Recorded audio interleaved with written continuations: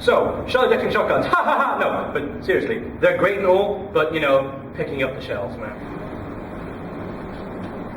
I believe is the technical term. So most of us just chicken out and get an internal magazine shotgun.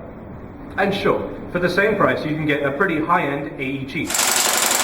So you know, if you do, congratulations, you have yet another AEG.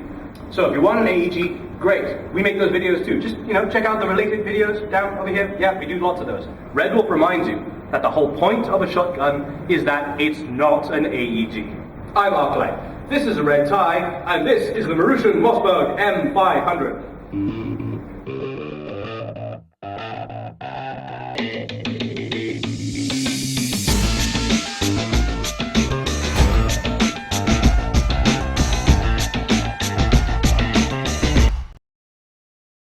It lacks the ammo options of a shell ejecting shotgun. So devoid of an ejecting system, what it lacks in flexibility, it makes up for in the speed of simplicity.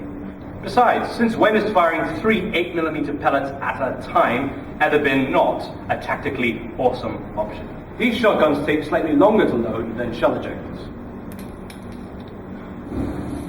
But in an indoor game, how often are you going to be reloading this beast anyway? That's what sidearms are for.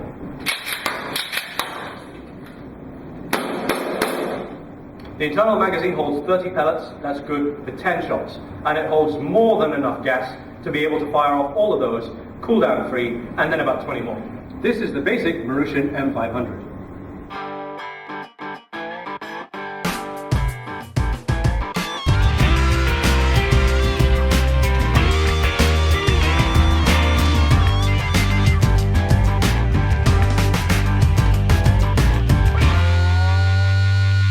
It's a 3-pellet, 8mm pump-action shotgun.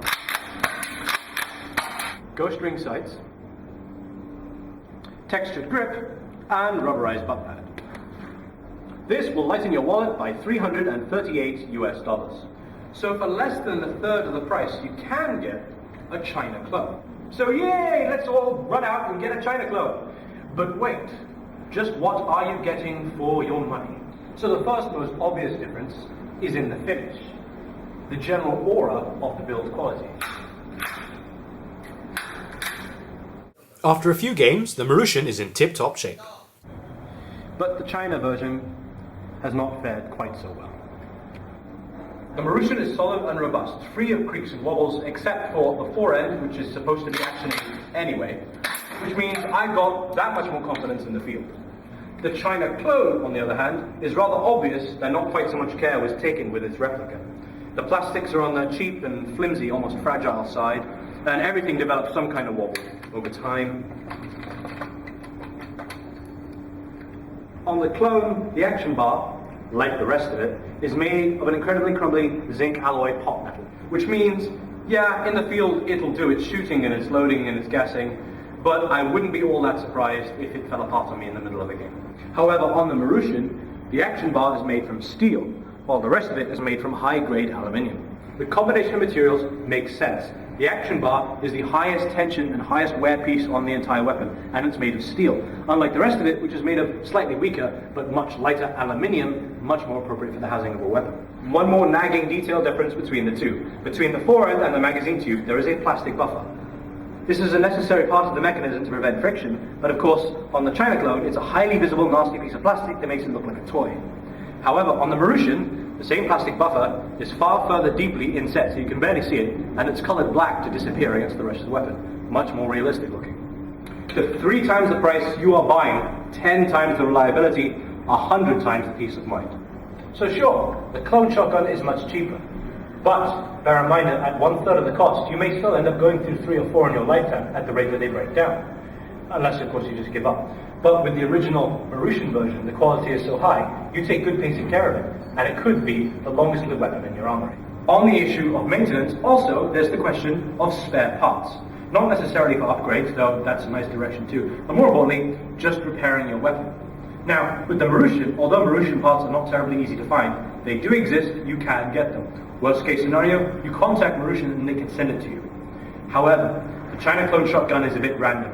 Finding parts at all is impossible, and finding these guns in themselves these days is very difficult as the China clone market is drying up. So you're in the market for a shotgun, good for you. But of course, you're going to save your money for all the plethora of AEGs that's already out there. So even the most dedicated of shotgun users, probably you're only going to have the one. And okay, the shell ejecting shotguns are nice, but no one blames you for chickening out and getting the magazine feeding one instead, simply because it's more practical and skirmishable. So you want to get an M500. So I put to you, what is the point in saving money and buying a China clone when it's probably going to break down half of the 3 or 4 times you use it in a year, as opposed to investing in one decent shotgun so you have the confidence to pull it out whenever you feel like it, just for fun, indoors or out, and if you take care of it, it will last the rest of your lifetime. So whether it be the China clone or the great quality original, it's your choice. But at the end of the day, you have to remember, to get the best out of your armory, you have to put the best in your armory. I'm Mark Knight, these have been Shotguns, this is an uncomfortable stance, this has been a Redwolf TV review video, stay tuned for part 2.